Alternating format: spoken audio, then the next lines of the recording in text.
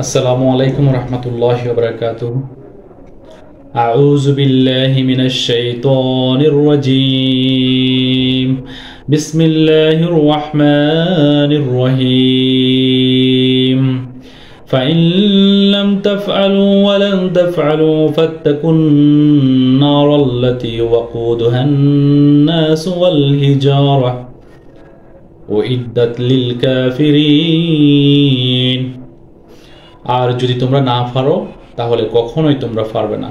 আর ভয় করো সেই আগুনকে, যে আগুনের জ্বালানি হবে ফাতর এবং মানুষ, যেটা কাফেরদের জন্য তৈরি করে রাখা হয়েছে। সূরা আল বাকারা আয়াত ২৪। এখানে বলছে তোমরা যদি না পারো, তাহলে এটা পূর্ববর্তী আয়াতের সাথে আমরা যদি মিলাই, তাহলে ২৩ নম্বর আয়াতে বলা হয়েছে যে আমি আমার বান্দাদের উপর যে কোরআন নাজিল করেছি, তোমরা যদি সেটি নিয়ে সন্দেহের মধ্যে থাকো, তাহলে তার মতো একটা সূরা তৈরি করে দেখাও। আল্লাহকে ছাড়া তোমাদের যত সাক্ষীগণ আছে তাদের সবাইকে নিয়ে আসো, নিয়ে যদি তোমরা সত্যবাদী হও। এবং পরের আয়াতে বলেছেন তোমরা যদি না পারো, সেটা কখনোই পারবে না, এবং সে আগুনকে ভয় করো যে আগুনের জ্বালানি হবে মানুষ এবং পাথর, এবং যেটা তৈরি করে রাখা হয়েছে কাফেরদের জন্য। তাহলে এখানে কোরআনের একটি মজেজা, বিশেষ মজেজার কথা বলা হয়েছে। সেটা হলো এখানে কোরআন নাজিল হওয়ার পর থেকে শুরু করে কিয়ামত পর্যন্ত, এটার মতো কেউ একটা সূরা অথবা একটা লাইন তৈরি করতে পারবে না। এটা আল্লাহ তাআলা কোরআনে ঘোষণা করে দিয়েছেন, দৃঢ় চিত্তে ঘোষণা করে দিয়েছেন। তাহলে এটা হচ্ছে একটা কোরআনের মজেজা। পৃথিবীর কোনো কিছুই, কোনো আবিষ্কার,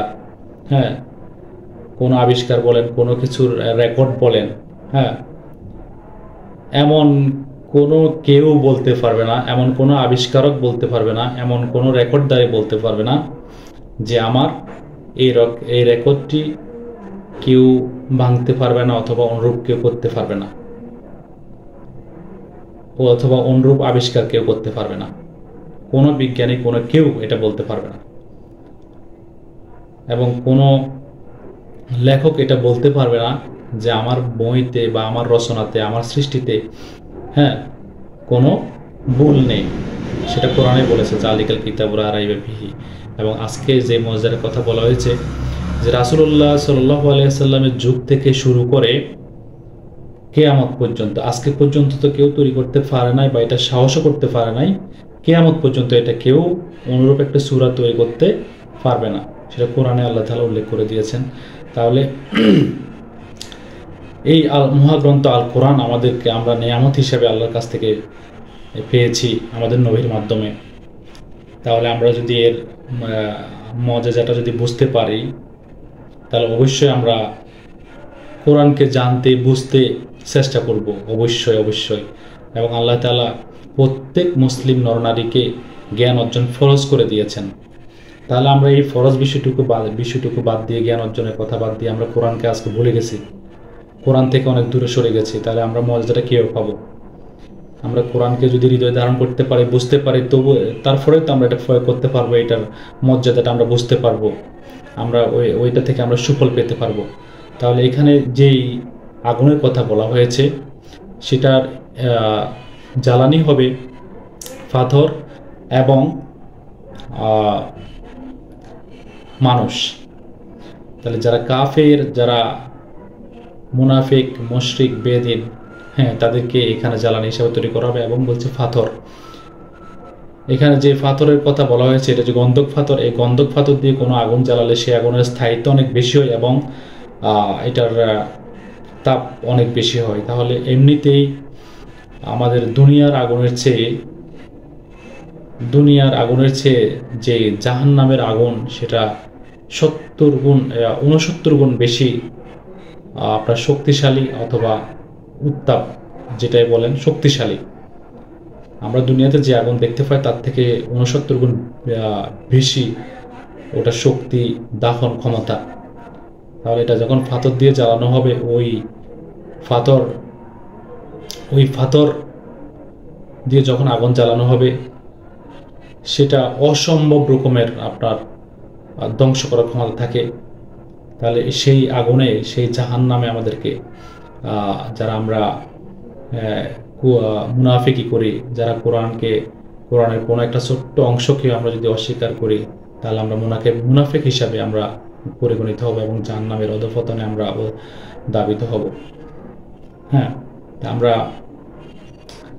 যদি এই কোরআনের মজেজাটা বুঝতে পারি, আল্লাহ তাআলা যেখানে বলে দিয়েছেন যে এটার মতো কেউ তৈরি করতে পারবে না, তাহলে আল্লাহ যেখানে সব কিছু সৃষ্টি করেছেন, তাহলে এবং তার সৃষ্টি হয়ে আমরা কি সৃষ্টিকর্তার মতো কোনো কিছু তৈরি করতে পারবো? এটা ভাবলেই তো অবাক লাগে। অবশ্যই আমরা এটা পারবো না।